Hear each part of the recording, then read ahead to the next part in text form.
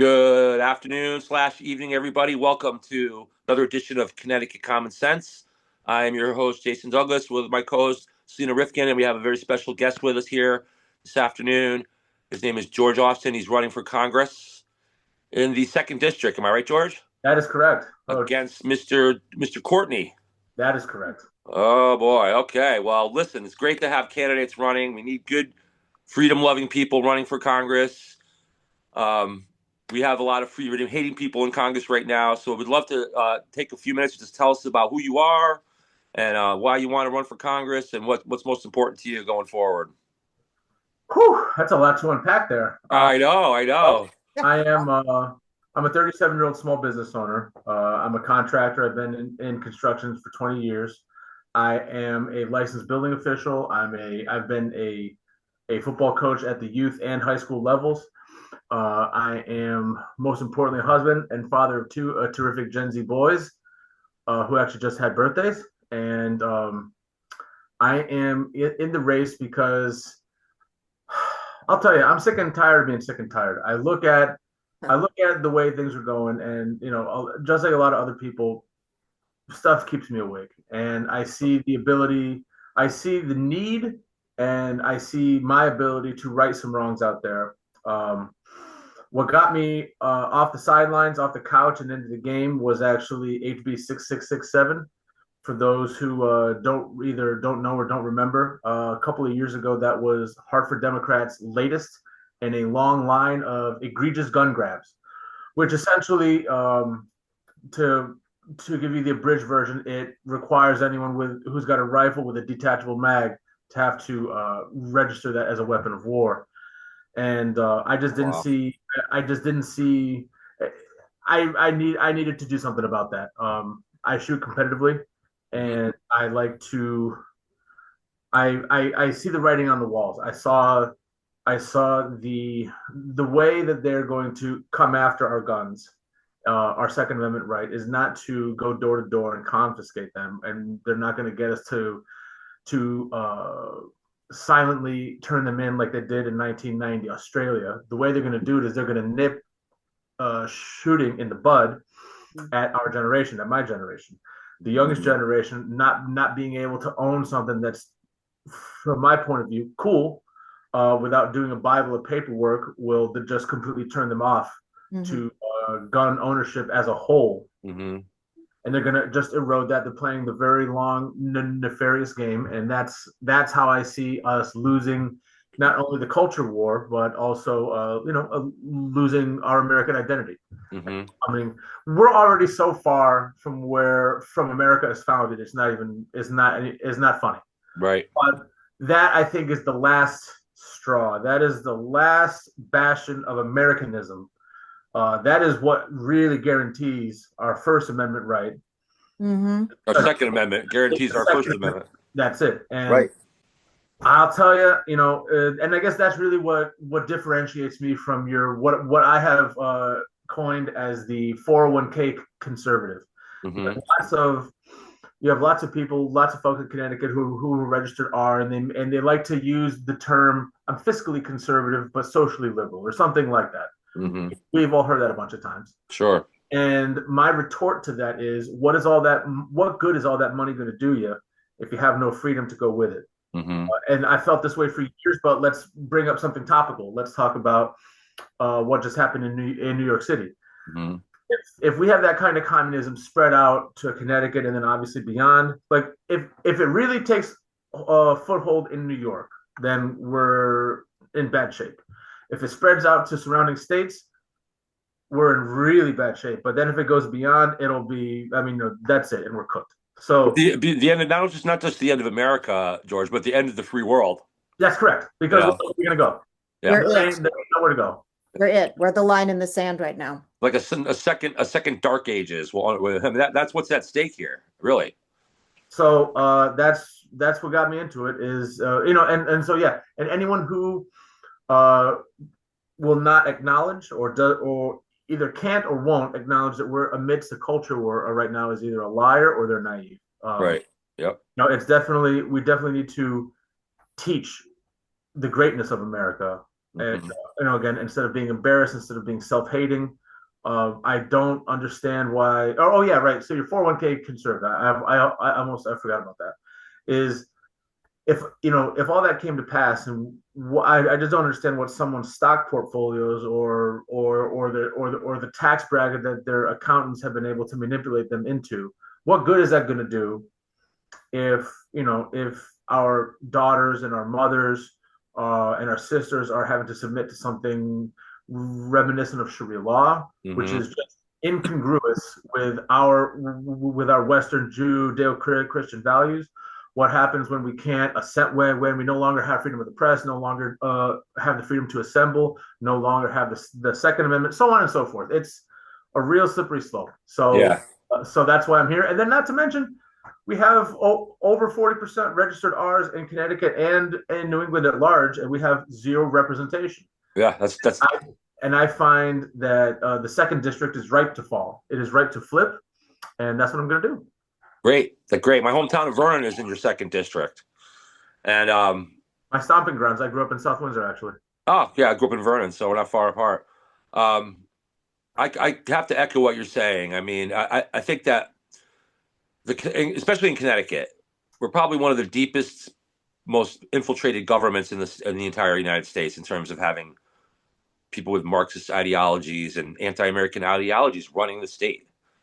Um, and what I'm telling people, I'm not formally running yet, but I have a treasurer and a campaign manager, and we're just getting around to filing. So it's going to be happening soon, the first district. And the bottom line is, we have a very corrupt GOP here in Connecticut, um, and it's thwarting the battle.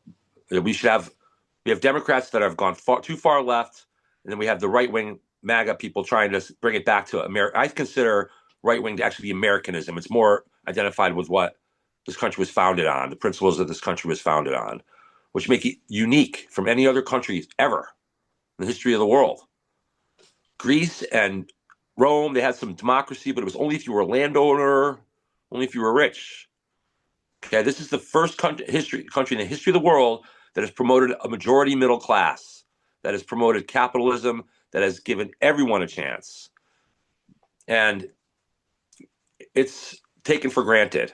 And I have 3 children myself. I have a Gen Z son, and I have a daughter, and a daughter who's in her 30s.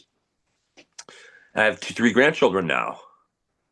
And I'm running because I want them to have the freedom that we had when we were growing up in America, which Yeah. is in jeopardy now.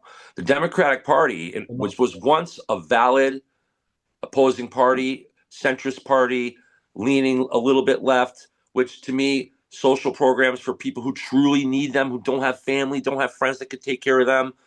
There needs to be a little office at the end of the hall for that, for people that really need it. That's where it ends. The rest of it is about family, individuals, freedom, ability to advance yourself, and this talk about middle class, upper class, lower class. That's all Marxist ideology. In America, most people actually fluctuate. They're in a poor class, they make money, they lose money. That's what the whole idea is. Mobility among classes, the ability to rise yourself out of a poor class by working hard and becoming middle class or upper class. We have presidents of the United States that start off as regular people. This is unique. Even Obama. Hey, Even even Obama, right? From wherever he's from. He's a hell of listen. That aside, he was not born with a silver spoon. That much is certain. And look what he did. So a credit where credit's due, right? Right, right. I'd like to talk about the Second Amendment thing just for a minute. And Absolutely. that is, I think, the thing that makes us unique. I mean, yes, freedom of speech, but we couldn't have that, as you said, without the Second Amendment. There isn't any other place in the world where we have this where this exists as a right in the Constitution. And as a woman, this is our big equalizer. This is how we have the ability to defend ourselves. Now, just because all women don't take advantage of that, and I think that's unfortunate, just because women don't take advantage of it doesn't mean it isn't possible, and it means a lot. Because I just saw something about Europe this morning, and because women there can't defend themselves, they've come up with anti-rape underwear. Yeah. It's Is that a little photography. steel door in the front or something? You can't, it's like you can't cut it with a knife. Well, you know what? The next thing that happens is if some guy tries to rape you and he can't get your underwear off, he's probably going to stab you. Yeah, yeah, right. No, this is like what? Yeah. I can't even talk about it. It pisses me off so much. Yeah, And isn't that moving it's the line of such a defense a little meeting bit in the there wrong right now. direction? Oh my God. How can you be a woman in Europe right now unless you live in Poland or, Buy Hungary? them all some pepper spray instead. That's not legal there. Ugh. No, listen, speech isn't legal there. No, You no. got the lollipop man or the modern day Gestapo going around trying to round people up for comments they made years ago online. Mhm. Listen, if you can't speak, well, if your mind doesn't have any reasonable expectation of safety, what makes you think your body will? Right, right. Well, see, and that you know what to tell goes to tell you where we are in the struggle, which is really a planetary struggle between oppression and Marxism and despotism versus free enterprise. And really, the real battle at the end of the day, George, it comes down to who's going to control the natural resources of the world. Is it going to be states and governments to supposedly distribute it, or is it going to be individuals and families allowed to compete for it? Really, that's the main question here. And what's happened is 70 years ago, we were shooting communists over in Vietnam to keep them far away from our shores. Now we've got one that's the mayor of New York. In the Openly, 1990s, in the openly. We 1990s, have the plenty free of world, communists who aren't open about it. I mean, our yeah, local. the 1990s, we had the free world, was Europe, India, North America, lots of South America. Now it's just down to really America. Europe is no longer a free continent. Like you were just Europe is saying, George, small. you can't speak out freely there. So we're losing this battle. We have to turn the tide. I Uh, would like to hear about what's going on in the second district because I'll be honest, I don't know a ton about that. So why don't you tell us about what you see as some of the issues there and the challenges and the blessings and all that. so we have the blessing of lots of room. We have 64 towns in my district. I have visited 51. Visited 51 RTCs, been to a bunch of events. We have 44% of the state in terms of square miles. So we have a blessing of lots and lots of room. Um, a big thing has been housing, but mainly because the issue is not housing. I mean, of course, it's housing in and of itself. I'm a contractor. I see the shortfalls of the housing supply, but moreover, in this instance, I'm referring to the big issue is what just happened in Hartford. When I got started making rounds in June, that was only a rumor. So, in fact, the assembly had just adjourned Mm. back then. So it was just a rumor, just a possibility. Now now that it has come to pass, it's come to fruition. That's a big issue that everyone's worried about.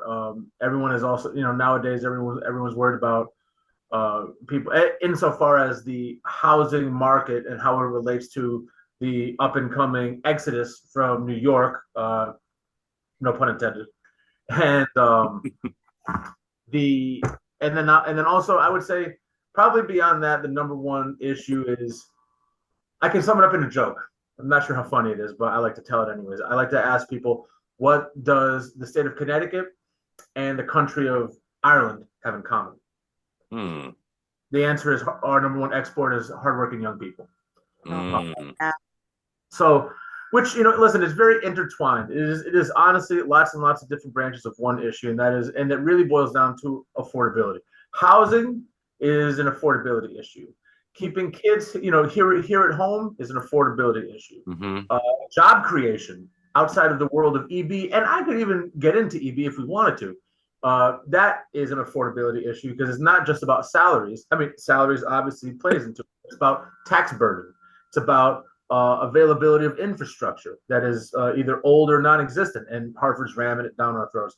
So there's a lot of smaller issues, but everything. I'm quite certain that everything revolves around the affordability issue, which boils down to cost of living, Mm. tax burden, um, and And actually, that kind of reminds me. A couple weeks ago, my staff and I, we were hosted by the kids at Eastern for an event, for a table event, which is kind of like a Steven Crowder, Charlie Kirk type thing, where you just set up a table, say something changed my mind. I wanted to do a little edgy.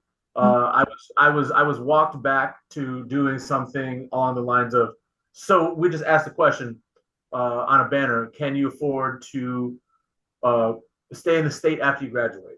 And a lot of the interactions that we had were, we want to, but we can't. An alarming amount actually responded, I don't know. Mhm.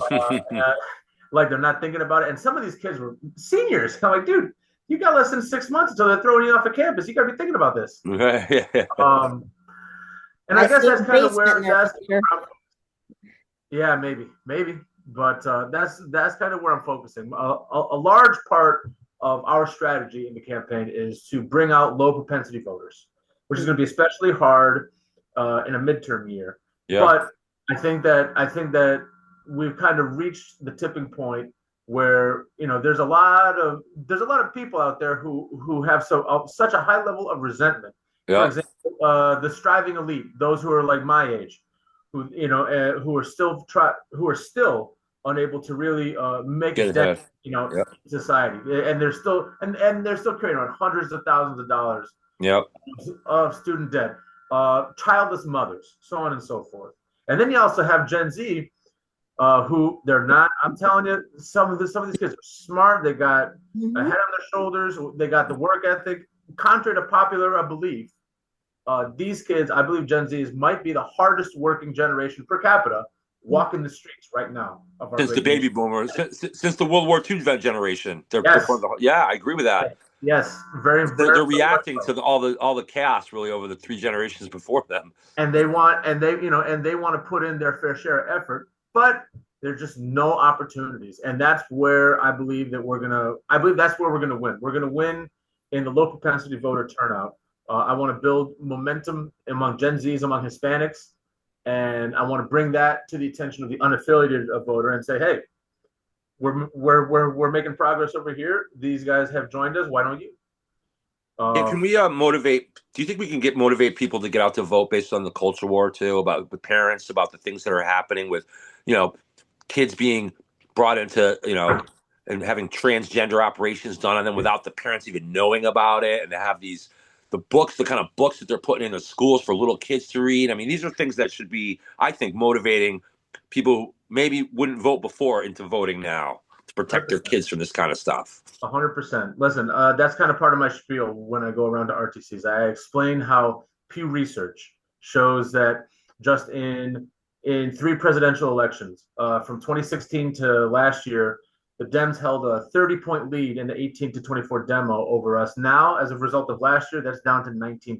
Mm-hmm. Uh, We could improve on that even more, I think. and we are improving on it every day, and it's like the Dems are doing it for us because of the crazy ultra left wing ideas that they have. But Mm-hmm. It's that, funny that you mentioned Eastern. I'm a graduate of Eastern State, Eastern myself in 2008. And I've been talking to some people in Turning Point in Connecticut here recently, and we're talking about trying to organize and motivate students at Eastern to start speaking up and getting the word out among the college campuses. And then the ultimate goal is hopefully by later in the spring maybe to have the Turning Point national tour come to UConn. So that's something we're working on. yeah, it is. There is. I'm not sure about UConn. I haven't made it there yet, but at Eastern, they've already started the procedure of opening a Turning Point chapter on Eastern campus. That's great. That's great. So that's already underway. Lots of interest actually out there too. I've already been with them a handful of times. There's a lot of momentum to be had, man. And really bringing out the kids to vote. Someone getting back to the whole woke thing. These kids have been having DEI shoved down their throats their entire lives. Now, maybe Mm-hmm. at the beginning maybe they didn't have a name for it. Maybe there was no acronym for it back then. Yeah. But now that it's been titled in recent years, these kids are ultra aware of it too. I mean, I would say they're probably the least propagandized Yeah.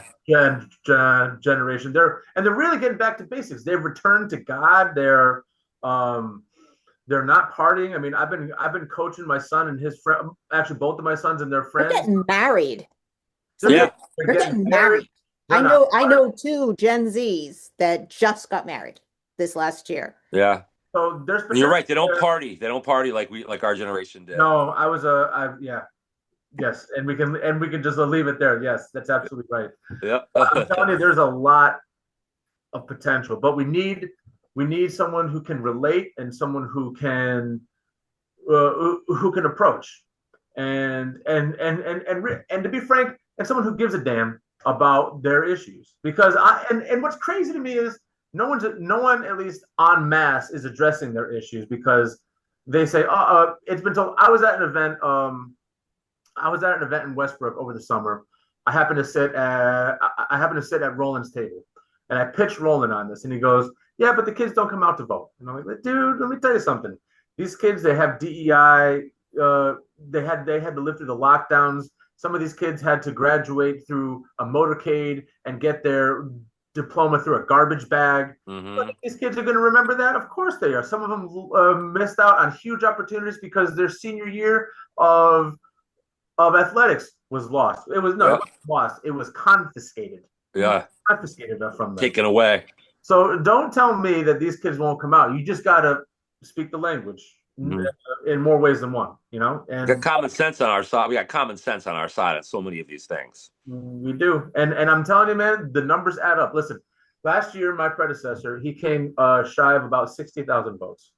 So that means if you use those numbers, we need to make up a gap of 31,000 votes. And here's how you do it.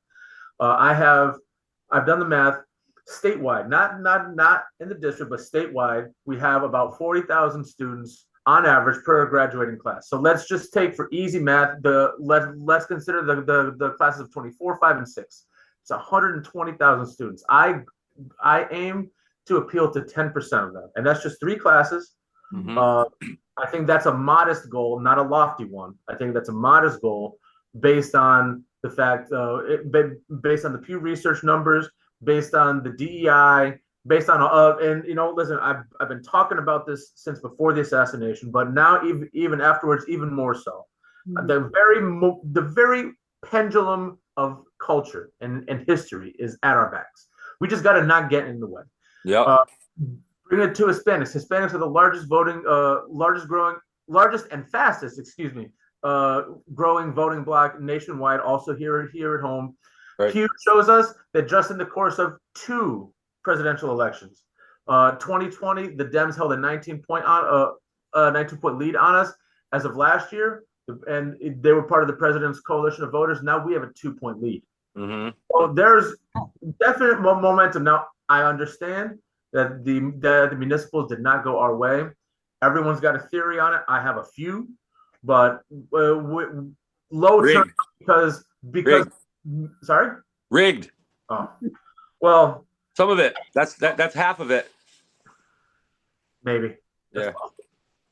Selena could talk to you about that. Selena, why don't you? We've talked to people who have been auditing trying to get voter rolls, and we're finding a lot of problems. There are major problems. We talked to a guy named Joe Ness. Nationwide. So I'm really hoping Nationwide, that will address the election issues. But yeah, I know the people who are auditing the voting rolls in Connecticut, and they have made multiple requests to the SEC.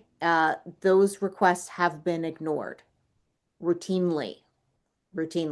And like, oh no, you don't, it's like it don't have standing, don't have, it's like if there's a deadline, it's ridiculous. So It's pretty bad. But the good news is there's a so lot on of a people. federal level, if this, if Trump can get this fixed on a federal level, hopefully that'll start leveling that playing field. That would be good. Yeah, the good news is I think more and more of a spotlight is being put on this stuff. Yeah. And I I mean, think we have dead people voting in Connecticut. We have people like voting from business, like multiple people voting from business addresses. It's multiple people voting, multiple votes from the same person. It's ugly. So. That's kind of like that's another joke I like to tell, that John Quincy Adams and George Washington have been voting Democrat for 250 years. Yeah, that's a good one. They definitely had a graveyard vote. How has it been talking to the RTCs? Yeah, that's a good question. For the most part, it has been real positive. I've at the beginning I was flat out, I was undecided, I was just exploring. I said, hey, here's my message, here's my idea, here's my strategy. What does everyone think? Please, if you want to tell me to not let the door hit my ass on the way up, please tell me, no problem. You'll save me a ton of money and a ton of work by being honest. That was not the case. Um, it's really about, look, you got to be present. I find that making myself available to help out in anything that's helped as well. Mhm. I can't just You can't just talk the talk without walking the walk. Again, 51 out of 64 RTCs. Good. That's over the span of 44% of the state in square miles. That's a big one. Some of these guys I've hit twice. Some of them I've visited thrice. So the response is for the most part good. I would say that the only detractors I have are just more loyal to my primary opponent, Yep. who is professor.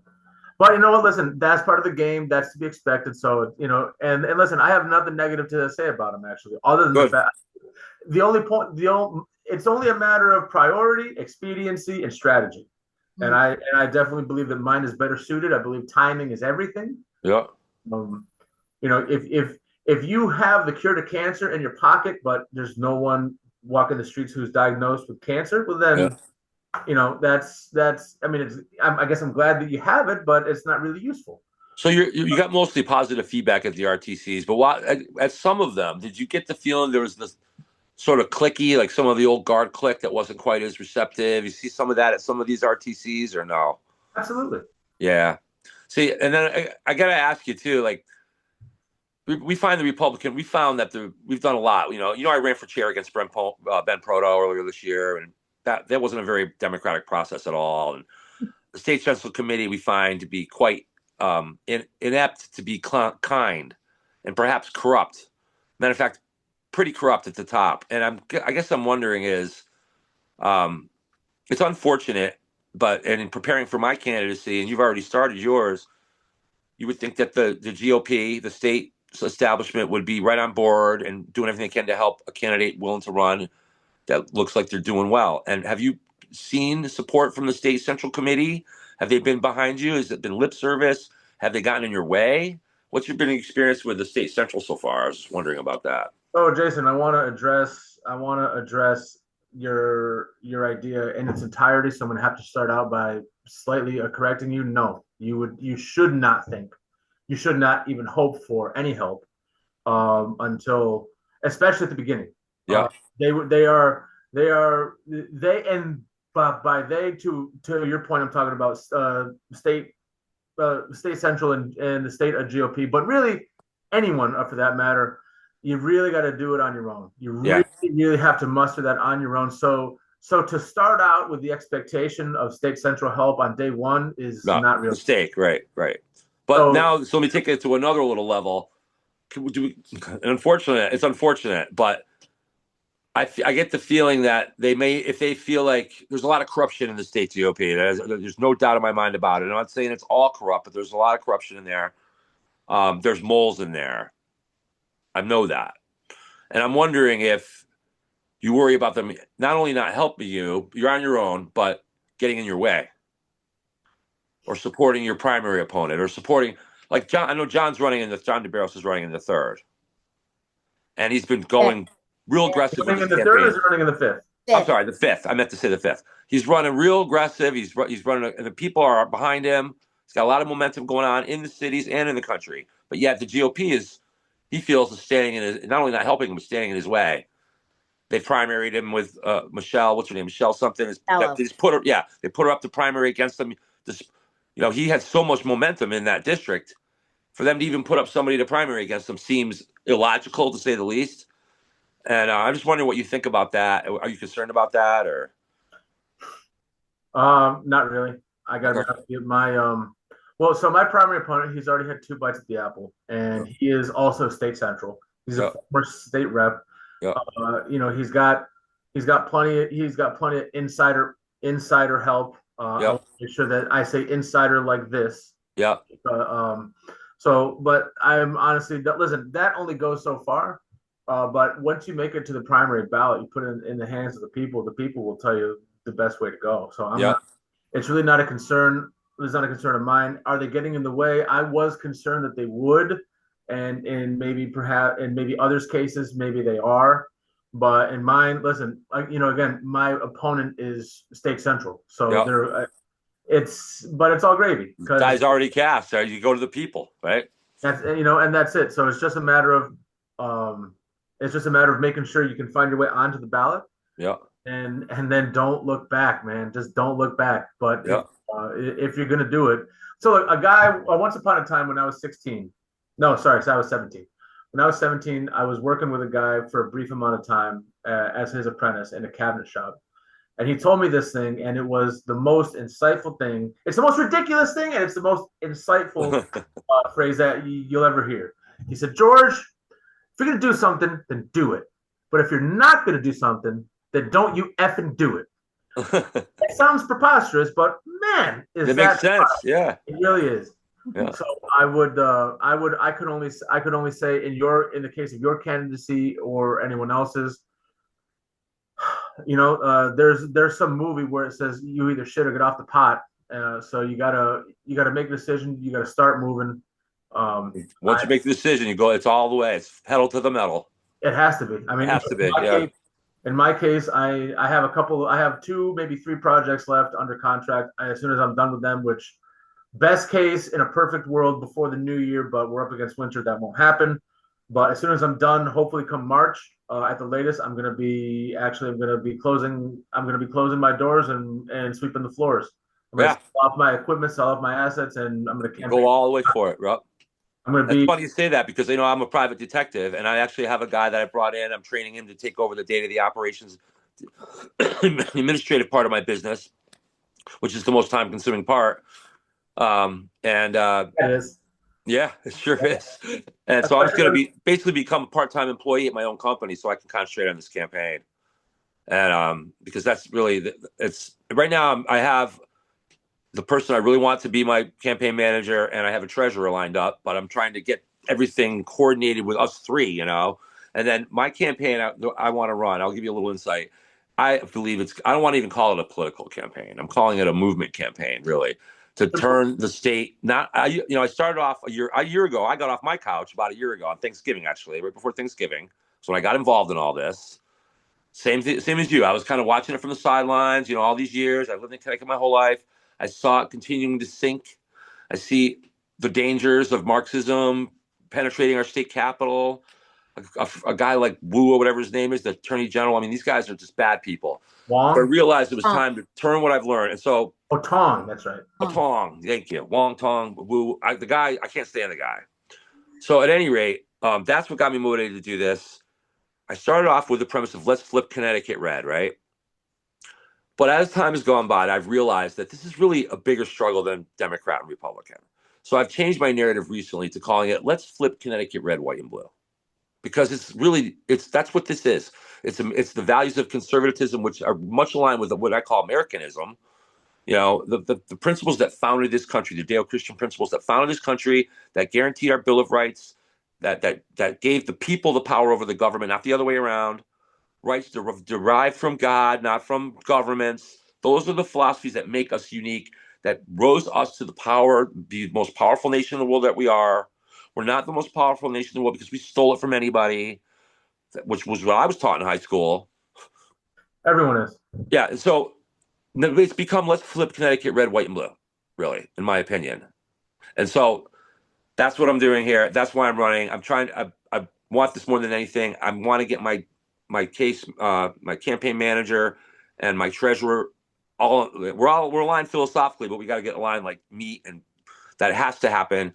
But I want to do I've been watching Long Island Audit and some of these auditing things lately where people are going into, now some do it, I don't know if you watch any of that stuff or not, but they're going into courtrooms, they're going into post offices, they're going into government facilities, jails, in the lobby, filming, you know, letting the people know how these things operate, that type of thing. And then, of course, the officers and pro officers, the owners of these places come out. They confront them. It's their First Amendment right to do so. But I'm thinking to myself, some of these corrupt, like the State Central Committee, okay? very corrupt. I'm sorry. Some of these RTCs in some of the cities, very corrupt and overrun. Why? These are public places. Let's audit these people. Let's go in and, explain that the people are watching. And I know that I don't think a lot of people in Connecticut are convinced enough that the Republican Party is corrupt. They think it's inept. They think they're just not doing a good job. But it's more than that, you see. It's worse than that. And because the performance dictates that. If you were just inept, there'd be one thing. If Ben Proto was just inept, there'd be one thing he'd be doing well. But everything else would suck. There'd be one thing, fundraising, getting the vote out, supporting candidates. There'd be some category where he'd be performing well. But there's not. It's all bad. So if I think if the people of Connecticut understood what was really happening and on video, then they would be educated enough or motivated enough to go out and register and vote in a way, vote for American values, basically. And I just think that I want my campaign to be, I've been advised to kiss Ben's ring, to get him to, come along and help me out. And I just can't kiss Darth Vader's ring. I can't. You got to do what's in your heart, man. I got to do it.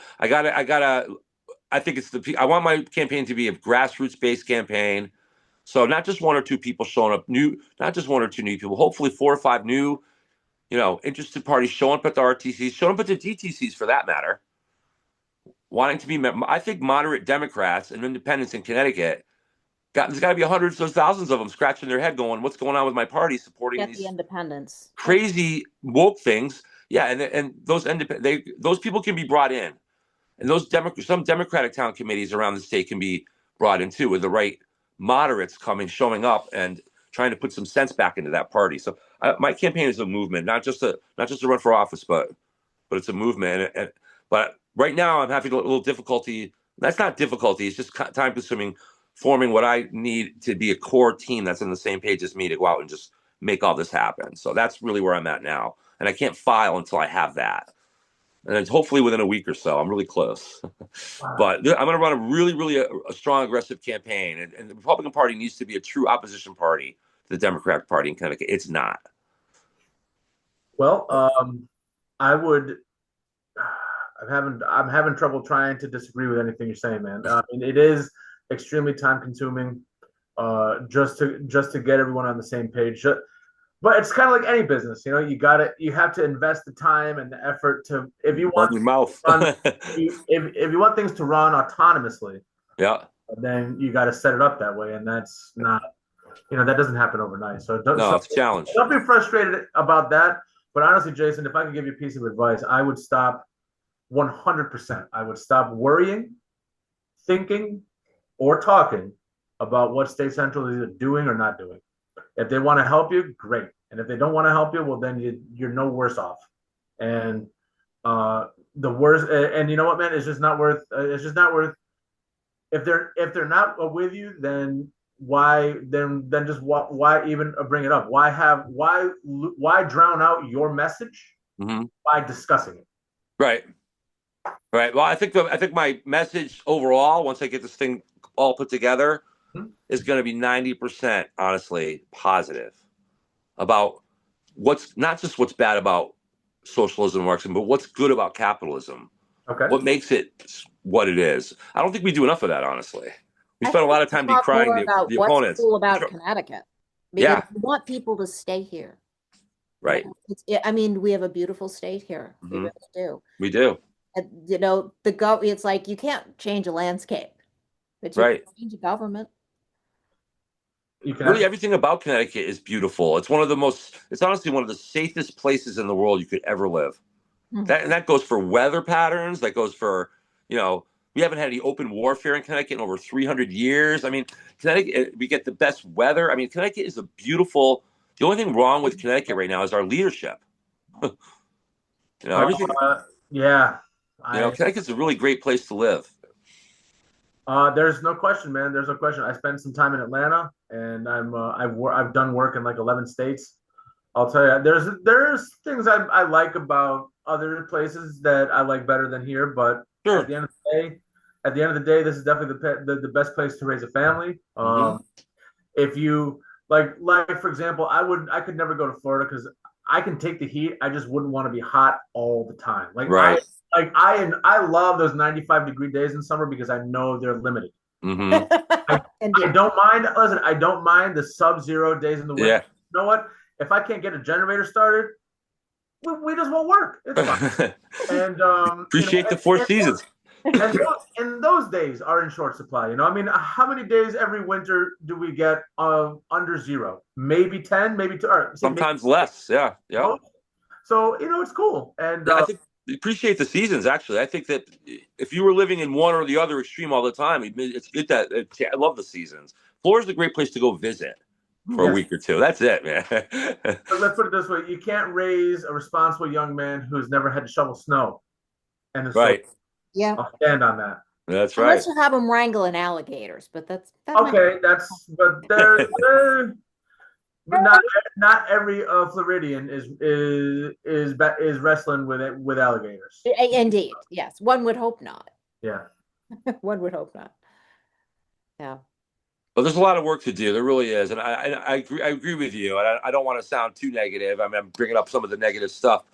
I believe that our message is a beautiful message. The message of family values, of conservatism, of fiscal responsibility, of safe streets, anti-crime, freedom, Bill of Rights. I mean, our message is the right message, and it's not being said enough. So, and I think the virtues of capitalism aren't being discussed enough. And history, people don't pay. Back in high school, I didn't like school. And history was the class. I used to show up for school. I didn't, it wasn't school. It wasn't learning that I didn't like. It was the compulsory nature of it, and the way it went down. I just didn't like that. And I would stay in school till third period. My history class was over, and a lot of times I'd take off for the day after that. This is how I was as a teenager. But I always stayed through Miss Shields' third period history class because history is my favorite subject. Okay. Most of my friends and schoolmates and people I grew up with didn't want anything to do with it. So my point is, people don't understand history, and that's why we have thousands of people voting for guys like Mondami in New York. Well, they were. They don't get. They don't know what socialism does because they never studied the history of it. Well, they don't. It's not like that was presented in school because Right. That's part of the problem. I'm even back in. I graduated in '82, and there wasn't a word. I didn't even know what socialism was at that point in time. Yeah. And Right. it's like, well, what is that? Communism. It was just a word. It didn't make any sense. It wasn't sniffed in any part of my high school education, and it certainly, I learned a little bit in college because Right.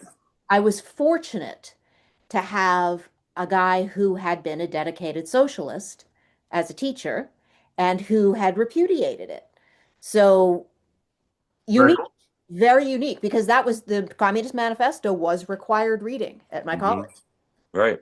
Yeah, very progressive. Well, when we're teaching our kids in schools, I mean, the left wing leaning education curriculum in our schools has got to be looked at. Like, I know that when McMahon took over as education secretary, she just turned it back over to the states, and that's progress. What they're doing with that now. That's great for the red states, but the blue states are just going to get deeper blue while they continue to teach these kids the garbage they're teaching them. So I think there needs to be more than just turning it over to the states down the road. There needs to be some standards here. We can't just go around teaching hundreds of thousands of children, even in cities like Chicago or Seattle, that America is a bad place. I mean, that's what they're basically being told. Even when I was in school. Jason, honestly, I am less concerned about what they're teaching in school rather than why do we have schooling as it is set up. I'd rather just see the whole system. Oh, that's easy. I can tell you that right now. Thanks to the feminist movement, never mind suffrage. I'm talking about the feminist movement. Yeah, I know, totally get it. Bringing necessitate. Well, I don't know, not necessitating. That's not the right word. Bringing about bringing about the necessity for a two-income household. Yeah. Because then you could tax a whole new. They brought forth a whole new tax base. The whole point from the get was to, speaking to your point, Jason, of the compulsory nature of it, was to essentially factory farm obedient workers Right.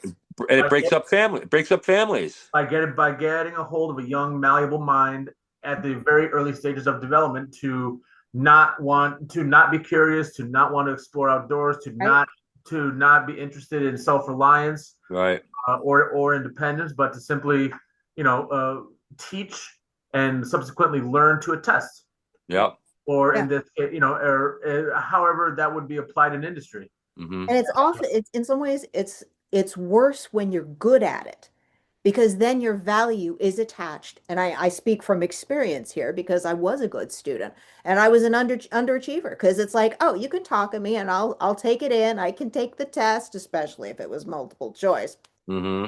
Um, but I never had the confidence to do anything because I didn't have the piece of paper. Hmm. And once I got the piece of paper, it really wasn't any different. So, you know, and now I look at my husband who's an electrician and he's just going out and doing stuff. And my stepson went to trade school and he works at EB and he bought himself a house at 25.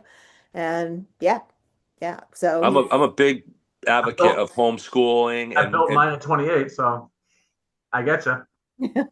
I think homeschooling is the answer here. And I know everybody can't afford to homeschool their kids, but there well, are programs where neighborhood parents can step up and that the people trust, and they can send their kids to the neighborhood to be by a really no. good neighborhood mom and Jason, you know what? I think they have a word for that. community. I was gonna say a commune. No, no, just go to school. That's all. Like in Little House on the Prairie. Remember how what was the name of the Mrs. What was her name? God, I used to know her name by heart. Miss Wilson. Penny or something like that. Money Penny? No, No, no, not that's Monty Penny. That's James odd. Bond. um, I Silver or something. I can't remember her name. I don't remember her You're name thinking either. of a Maybe she had the little big local blonde schools. bonnet hair there, and Yeah. that's what I mean. Like the locals, she was like the mom of the town. Set her up in a little building and teach these kids, the core basic values and unbiased teaching. Hmm. I do have a problem with the way teachers are left wing leaning teachers are bringing politics into the classroom for young children, and it's happening a lot.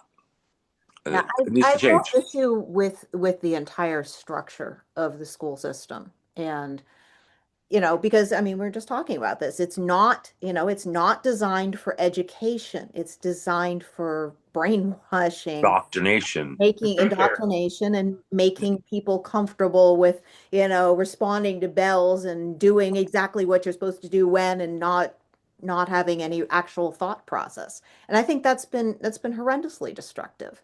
It was about submission and compliance. Yeah. George, you get back to the two parent, the one parent income, two parent income thing. Mm. There was a time, of course, as we know, when one income could take care of an entire family without a problem. And then, of course, now because to create, like you said, a bigger tax base, now it's the system and our culture is, I believe, being Everything's more manipulated expensive. to require now two Independent. incomes. And to these days, sometimes even two incomes isn't enough. One of the parents has to work a second job. And Mm. so this not only is an economic advantage for despots like that, but it's also a part of it's early fight in the culture war because it breaks up families. Yep. That's simple. That what you hear that I don't need no man anymore because they don't need no man. They can do it without. The welfare system is designed to do the same thing. Mm. Breaks up families. It makes families less dependent. Families are supposed to be codependent on one another. That's the idea of a family. Yeah. That's the family You unit. get to have your little commune. That's your commune. That's your commune. If you want to have a commune, that's your Family. commune. The That's family, the that's your little Waltons, the commune. Ingle. The I mean, Waltons. strong families. Waltons. Oh, Hey, yeah. I have the Waltons, right? Grandpa Walton. As I was like, now that I'm getting older, I'm like, I want to be. I have three grandchildren. I'm like, I want to be like Grandpa Walton, man, with them. Not like the actor though. Not like the actor, just the guy. Now, yeah, I know. I know Gabe was kind of a creep, wasn't he? He What's his name? was, oh, yeah, he was really bad. Yeah, no, no, just the actor that he played, not Gabe himself. Yeah, the character, yes, The really, character, really yeah. good. Like he Really, was yeah. like, again, every issue, you look at an issue and you look at what a government does. I tell people to try to look at the perspective: is this going to promote families and individuals control over wealth and resources, or is it going to stick it in the hands of a state instead? Because Honestly, I was listening to AOC running her mouth this morning for a little while. I usually turn her off, but um, when I think about it, I always thought she was this evil person. A lot of these people are evil at the top of the left wing, but I don't know. I think AOC is just incredibly naive. I think she really believes that if you just let us try the Soviet way, we'll do it the right way this time. Well, that's the usual story. It's like, Yeah, and the we bottom didn't do line it is right the last time. because there are 10% of the people of the population that are kind of evil, sociopathic type of people. They're going to get themselves involved in a socialist government, and it's going to get corrupted, and that's why it fails. If everyone was good and honest, honestly, socialism would work pretty well. Yeah. But they're not, and it doesn't. So it doesn't. It's that simple, and there's no way around it. You can't argue around it. It can't be implemented. So I'm going to bring it back to Georgia's campaign, and what do you think? Um, Obviously, we're going for some Republican representation here, which we have not had. But are there any specifics that you think you would like to address in Congress? Let's see. To keep it topical, I'd like to do away with the omnibus once and for all when it comes to appropriations. Now, Yep. so that way we can avoid the government shutdown and have that. So my goal is to not necessarily the less gridlock we have, however we get there, I'm game for. So, say for example, term limits is something that a lot of people talk about, and then you know what I've recently heard a reasonable argument against it, even. Yeah, I'm not in favor of term limits either.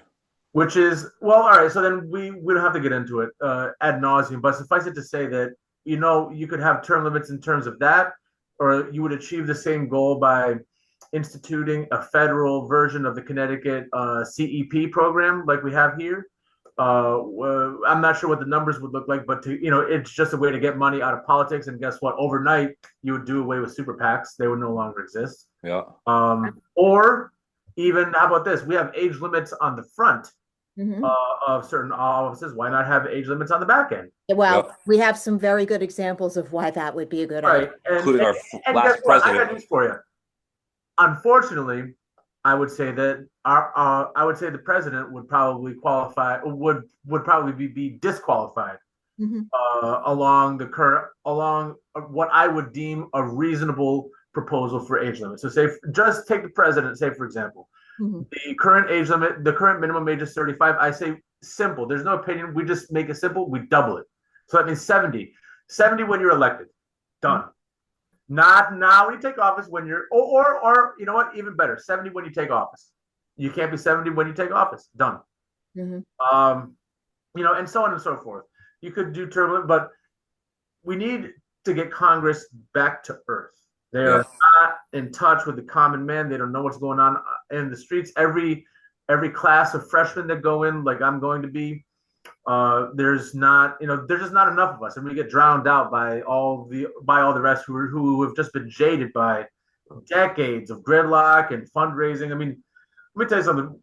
Anyone who would embrace getting business done, or sorry, doing the people's business and getting things done, I'm 100% sure would take their own party. They'd take enough unaffiliated and probably some of the moderates on the opposing party to be undefeatable. Yeah. Like a coalition of we the people congressmen, Exactly. Yeah. You hit the nail on the head. And so that's one thing I would want to address. Eliminating gridlock in whatever shape or form that takes, I'm game. Yeah. So you have the term limit. So it is a way of instituting term limits. It's just a matter of, do you assign an arbitrary number to it? Some kind of boundary is good. What it looks like. Right, exactly. So there's that. There's the institutional way. The procedural way, again, like I said, is eliminating the omnibus. Yeah, I like that. So that way things can't be held hostage. Other things I would want to address. I want to address innovation. I want to address another thing. We as conservatives, we lose the green debate. And I'll tell you why. Because we do a horrible job of framing the debate. We speak on their terms. Yeah. In Yeah. East Windsor, a place that all three of us know. East Windsor, a handful of years ago, I'm somewhat certain it was right before COVID. I could be wrong, but I believe it was right before COVID. They made headlines for, at the time, being the second large for approving the second largest solar farm in New England. Mm. Something like 120, let's say 128 acres, 99 of which had to be deforested. So I ask you, Hmm. what's so green about that? They don't think about wildlife or wildlife Yeah, display. that's not green. That They don't it's think not. about but guess what? We could make these arguments. We could make these arguments if we were so motivated to reframe the debate and Right. say, you know what? Because look, as conservatives, we want to conserve nature. We want to Of course we do. conserve things that are traditional, and mega cities are non-traditional things. Yeah. Um, so and then you have the whole. Then you have but see, no one has taken the fight to the green ideology, Right. the green religion that everyone kowtows to. Even if we have good arguments, we don't do it because and that's another thing. You want to talk about why we fail here in Connecticut? Here's why. I'm not sure. I'm not sure where it comes from, but there is a ton of what I like to call Freudian guilt. Yeah. Yeah. A lot of Or white guilt. Republicans have no problem doing the opposite. So your bleeding heart liberal will discuss. Oh, there's you can't take away SNAP benefits, or you can't stop giving out government handouts because of whatever reason. They'll show you someone who's really down on their luck and they won't address the fraud and abuse. Okay, Yeah. Right. we don't do the antithesis of that, and we Right. need to do that. We need to have a light to stand on and say no. And you know what? Because in the welfare debate, that's what a lot of people are lacking. I'm not saying don't help those who need help, but it's not supposed to be a generational lifestyle. We're taking advantage of it to create a society of underclass, basically dependent people. That's not what it's for. Because at the end of the day, the thing that's going to really enrich someone, if we can get our taxation under control and our inflation under control, if we can do those two things, the greatest enrichment anyone will ever have is purpose. And where do you find purpose? In family, people, Yep. and doing profession. Once again, family, friends, yep. And profession. And your career. So getting back to the environment thing, another thing we can do is we can bring up things that there are actual true environmental concerns that the left wing ignores. And I can name two of them. One of them is we have too many plastic water bottles filling up our oceans. And the second one is China is polluting our air in a way that 10 times worse than any of the rest of the countries combined. So those are two things that Asia is definitely undo every potential step that we take. Because guess what? When you're talking about framing the debate, how about this? It's good business. It's good capitalism to reduce waste. Of course. Reduce waste by becoming more efficient. And excellent point. Electricity, more or less waste, whatever it is. Yeah. It walks hand in hand with good business and being green. Now, to address Asia. Asia is definitely under every step we take, they take two steps back. And here's the thing: here comes the Freudian guilt thing again, and framing the debate again. Right? Has anyone ever asked why? Why, in terms of the Paris Climate Accords, how come there was no stringent requirements, nowhere near as stringent a requirement placed on India, say for example? Right. I'll tell you why. Because when you're talking about a third world country in terms of GDP, when we're talking about an overwhelmingly poor population, they don't care about things being pretty when they're struggling to eat. Right. When they're dealing with widespread famine, poverty, or squalor, whatever word you want to use, they're not so. It's very hard to look beyond that.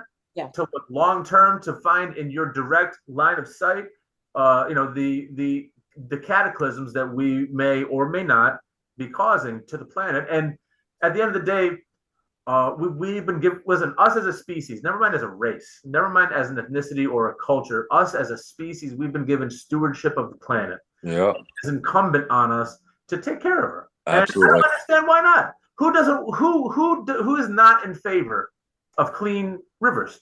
Who is not in favor of seeing a bunch of happy woodland critters? Right? Who's not in favor of these things? Of course, because it's our asses on the line is what it comes down to. Like That's what it. George Carlin used to say: the Earth doesn't care about plastic or polluted water. It doesn't matter to them. It's the people that are gonna die if the Earth is not taken care of. We're the ones that are on the hot seat. Not the Earth itself doesn't care. Right? Listen, So it's a planet. You're going to tell me yeah, it's a you're planet. gonna tell me that that in 200 years we have destroyed the planet irreparably, but we can fix it, even though it was irreparable last sentence. Now we can fix it in 20, just Yeah, paying more for things, yeah, replacing one energy oligopoly with another, because yeah. that's what it is. They I'm not sure who they is, so we're not going to get down into that rabbit hole. But whoever they is, they no longer are satisfied with the old Ford, Rockefeller, Firestone, of fortunes, and they Right. want to replace it. Unfortunately, they want to replace the new heirs to the new fortune. They want are to be Chinese or wherever these solar panels are being made or so on. Right. It's just replacing one oligopoly with another, and Hmm. getting back down to it, it's just about framing the debate. Can someone frame the debate in such a way, uh, in a forward, frank, blunt way, without any Hmm. Freudian guilt I keep bringing up when I don't know where it comes from, to just make hard decisions and just say no. Right. No, this is not what we're going to do. This is not my vision. That's it. End of story. Yep. Yep. Got to stay for. We got to talk about more about the virtues of conservatism and the virtues of common sense, and less, you know, just defining the problem. I get that, but I'm looking forward to an interesting year. That's for sure. And I'm trying to get my ducks in a row here. I'm working real hard to do that. But once I do, once it's going to be a week or so, I think, hopefully within a week, then I'm going to run a pretty aggressive campaign. We'll see how it all works out. And I hope that we can all, with John DeBarros and you and myself, we can, bounce back ideas back and forth with one another. And because I think that obviously candidates and the Republicans have failed miserably over the last couple of elections. The statistics are ugly. And so we got to do something different. We can't do what they did. We can't just repeat what they did. There's a little bit think more about outside the box, I think, and that's what we're doing. So I would agree. There's that, and there's a lot to be said for having a grassroots movement. That's where you're going. That's where I am. yeah, So, the people are ready. The people are ready. I mean, the people don't want this what they got for a government right now. I know that, and that goes for Democrats and Independents as well. A lot of them. yes, absolutely. It Well, goes for the inner cities. It goes for the college. It goes for the inner cities too. I know the last guy that ran against Larson never even went into Hartford or East Hartford. that's not smart. Not smart. We're doing it. We're going That's right not in. smart. I plan to. I mean, I'm already on the ground in Willimantic. I plan to use the winter to start gaining some ground in Norwich. In the spring, I'll go to New London. Yeah. After convention, after primary, I'm gonna live in these places. And as far as in the first, I'd recommend Hartford, obviously, East Hartford, obviously, Yeah. Larson's Windsor, hometown. Windsor, and Bloomfield. All 25 of them. But Windsor and Bloomfield in particular, Yeah. I actually have quite. So I'm gonna be honest with you, Jason. At the beginning of the year, I was playing with the idea of actually doing it in the first myself, Ah. because as we know, there is no federal law that requires you to live in your district like there is at the state level. While you're running, yeah, that's correct. And I grew up in South Windsor, Okay. so I grew up in South Windsor. I do a lot of business in East Hartford. I have family ties in the Windsor Bloomfield area. So I felt very motivated to do that, and because you know what, I wanted to play in a city. I Yep. wanted I wanted to bring my energy, my grassroots. I wanted to bring my ethnicity Yep. uh, and my linguistics to Hartford. You're right. But those are areas, Jason. Those are areas where I think if you have the right message, you can definitely make a big dent in those Democrat strongholds, particularly Bloomfield and the Windsor areas for And sure. particularly this year too. Particularly this year in itself is a unique political atmosphere in terms of getting points out. Based on honestly, the election of Donald Trump last fall has opened up the door for a real movement, and I think that's Connecticut's fallen behind, and it just the people haven't fallen behind. It's the structure. So we got to work it. I like that. It's the structure. I would agree. It Yep. is the structure. So, is there anything else on your mind, or are we there? Or I no, not really, man. I wanted to make sure that we were able to connect and let's do talk that. about what we We wanted want to to. have you on again in a couple. Let's have you on again, and I'm going to be all over the place myself pretty soon. So it's going to be a great year. We're gonna do rallies in all the towns. We're really gonna. I call it Operation Saturation. So it's gonna be great. Saturation, huh? Operation Saturation. We're not going to Okay. miss a house. Oh, okay. I got you. Yeah, that's good. That's good. Yeah, that's a lot of thing. That's the thing. A lot of guys are not willing to do doors. Oh no, we'll do doors. I do doors already as a private detective. I'm used to doing doors, so it's new. It's nothing new for me. Doors are fun, man. Yep. And it's the best. It's the best way to listen. If you have time and no, if you have more time and if you have more time and less money, that's the best thing that you can do because it doesn't cost a dime. Right, and that's what I tell people that are potential volunteer. We don't really want money. We want money if we need some money a little bit. But we don't need a lot. We can do this with less money, honestly. But what we need are people's time, because honestly, time is more valuable than money. And right, like you just said in this, it really is. It's the So, only resource that you can't buy, man. that's right. And it's the only true communist resource there is. We all get the same amount every day and every week to work with, right? There's no democracy there. Right. That's true. All right. Lena, anything else in your mind? No, I sir. think I'm complete. All So, right. all right. So, thank you everyone for listening and welcome. We're really glad to have had George on, and hopefully he'll come back soon. Absolutely. Thank you for having me. God bless Connecticut. God bless America, God everybody. bless America.